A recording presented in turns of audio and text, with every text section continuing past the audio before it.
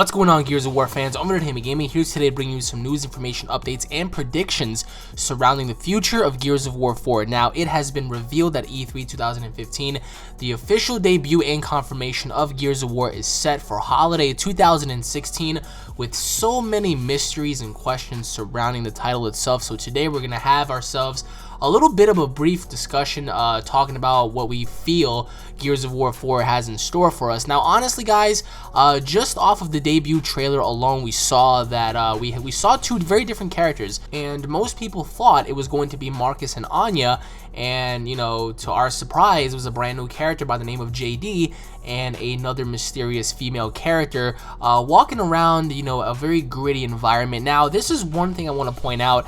The mechanics of Gears of War 4, at least what we saw at E3 2015, it looked very gritty, it looked very dark, similar to Gears of War 1. If you guys go back and you play Gears of War 1, Gears of War 1 had such a very dark and just, unsettling feeling, and it was just, like a survival horror based, genre in a way, because it was just so unexpectedly awesome, with so many twists and turns at each corner. And that's what Gears of War 4 felt like. And the first thing I noticed was, aside from the characters being different, was the fact that there were two moons in the sky.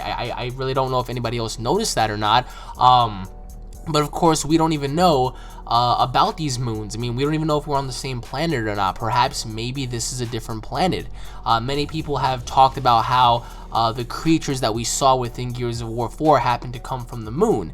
Perhaps, maybe we're on a different planet. Who knows? The theories are definitely out there. But one thing that is, for certain is the fact that there is a storm. There was a storm being shown far in the distance of our characters as they were going on and playing through, and we don't even know what that storm is all about. It looked like a giant tornado, a giant twister with lightning and debris and all that kind of stuff within the actual tornado itself, and we don't know what formed the tornado. We don't know if the tornado is some sort of creature. We really don't know what it is.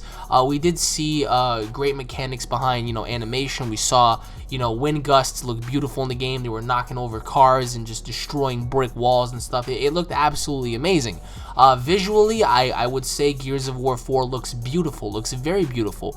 It's dark, it's robust, and a lot of people complained about that. A lot of people said, well, it's too dark. Well, what do you expect? It's in the nighttime. I mean, do you expect there to be light?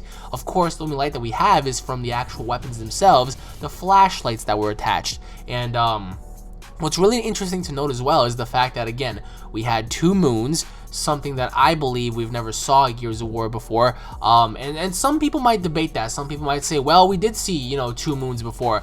Maybe I'm wrong. I'm a huge Gears of War fan, and after playing 1, 2, 3, and Judgment, sadly, I have never seen dual moons in the sky before. So are we on a different planet? Where did that other moon come from if we're still on the same planet, And a lot of people are going to go back and talk about, well, Gears of War 4, it's not going to make any sense because the Locust Queen is dead.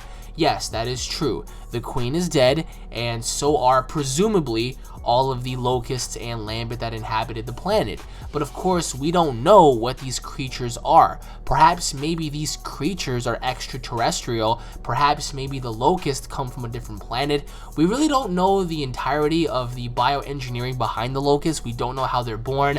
We don't know how they're made. We don't know if they're, naturally born through, reproduction, or if they're born through like some sort of an egg or whatnot. We really don't know.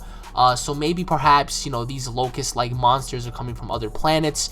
So I mean, it's very, it raises a lot of questions, especially for a Gears of War fan like myself. Now, a lot of people are going to give Gears of War 4 a lot of heat, and they're going to talk about, well, there was nothing impressive, there was nothing shown that really caught my eye. Of course not, because the video game is supposed to come out a year and a half from now. Holiday 2016, that means sometime around November of next year. I mean, that is a very long time for there to be anything shown. I mean, what we saw was very, very brief in its early stages. That is not the final product whatsoever. I mean, who's to say that they're not going to change all of that? So the monsters, again, going back to what I was talking about, the monsters look completely different. We don't know what they are. They look like, wildebeests. I mean, it looks really cool the way like their mechanics are, like the way they're just proportional with their mouth, and with having like 15 tongues and being, you know, these heavily armored creatures, it looked really, really cool, but we don't know what they are. Could they be offsprings of the Locust? Could they be something before the Locust, after the Locust? How far along the lines are we in Gears of War 4? Is this 1 year after, 2 years after, 10 years after, 20, 30, 40, 50, 60, 100 years after Gears of War 3? We don't know. But what we do know is the fact that something is going on, and it looks very interesting nonetheless. We have brand new characters. I mean, we don't even know if we're going to be seeing Marcus, Cole, Anya. We don't even know if we're going to be seeing the Carmine brothers in this. But either way, let me know what you guys think in the comment section below about Gears of War 4. What kind of story do you guys think we are going to be going in? Do you guys think that we are on a different planet? Do you guys think that perhaps maybe these creatures came from the moon? Do you guys think that there is a King Locust out there? Maybe the Locusts are still alive somewhere out there. Let me know what you guys think. And once again, guys, thank you all for watching.